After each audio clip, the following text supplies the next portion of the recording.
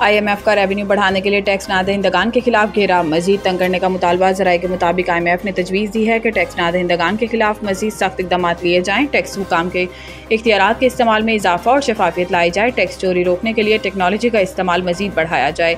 ज़राए वज़ारत ख़जाना का बताना है कि POSP टैक्स चोरी का जुर्माना 5 लाख से बढ़ाकर 50 लाख करने की तजवीज़ दी गई है, जबकि टैक्स चोरी पर जुर्माने के साथ फौजदारी मुकदमा दर्ज करने की भी तजवीज़ है। ज़राए का कहना है कि सोलर पैनल समेत तमाम टैक्स असिस्टेंस ख़त्म करने की तजवीज़ है, जबकि खास स्प्रे और ज़रूरी आलात पर 18% GST आयद करने की तजवीज़ है। ज़राए के मुताबिक बजट में ज़रूरी इनपुट्स और मशीनरी पर फेडरल एक्साइज ड्यूटी की शरह बढ़ाने की तजवीज़ ज़ेरे गौर है, जबकि पुरताइश अशिया की फहरिस्त में मजीद अशिया शामिल करके टैक्स में इजाफे की भी तजवीज़ है। पुरताइश अशिया पर सेल्स टैक्स 25% से बढ़ाने की तजवीज़ है।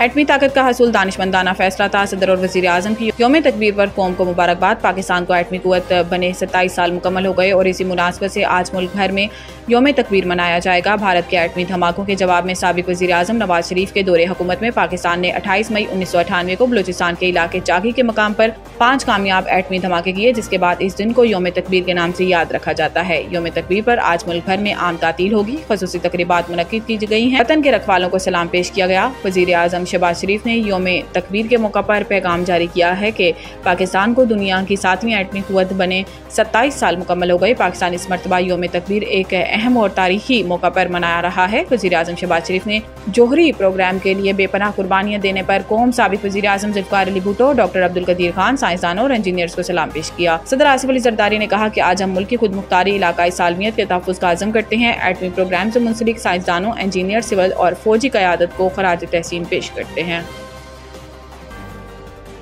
पाकिस्तानी ज़ायरीन के लिए बड़ी सहूलत, पाक ईरान बॉर्डर 24 घंटे खुला रहने का फैसला। तेहरान में वफाकी वज़ीर दाखिला मोहसिन नकवी और ईरान के वज़ीर दाखिला सिकंदर मोमनी के दरमियान एक अहम और नतीजाखेज़ मुलाकात हुई, जिसमें ज़ायरीन के लिए सहूलतों में इजाफे, बॉर्डर मैनेजमेंट और सिक्योरिटी ताउन के हवाले से कई अहम फैसले किए गए।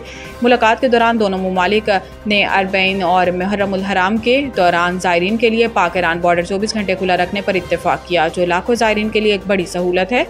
ईरानी वज़ीर दाखिला ने ऐलान किया है कि ईरानी हुकूमत 5000 पाकिस्तानी ज़ायरीन को मस्जिद में क़याम आम की सहूलतें फराहम करेगी, जबकि बॉर्डर से इराक तक ज़ायरीन के लिए खसूसी इंतज़ामात भी किए जाएंगे। दोनों वज़राए दाखिला ने ज़ायरीन के मसाइल के फौरी हल के लिए हॉटलाइन के क़याम का फैसला भी किया, ताकि बाहमी राब्ता मौसर और तेज़ रफ्तार बनाया जा सके। मोहसिन नकवी ने ईरानी हुकूमत की जानिब से ज़ायरीन की सहूलतें फराहम करने पर शुक्रिया अदा किया और कहा कि हॉटलाइन के क़याम से मसाइल को फौरी हल करने में मदद मिलेगी।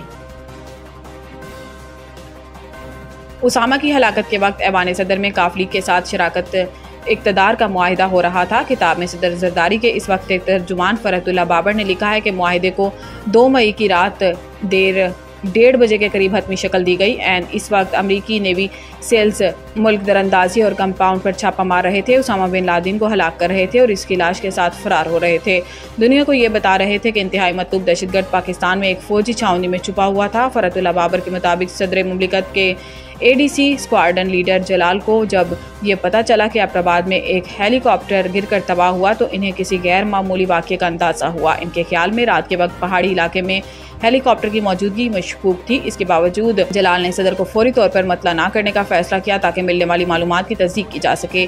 इसी दौरान आर्मी हाउस के स्विच बोर्ड ऑपरेटर ने फ़ोन करके बताया कि आर्मी चीफ ऐवान सदर जा रहे हैं। अमरीकी सदर ओबामा ने भी जरदारी को फ़ोन किया था।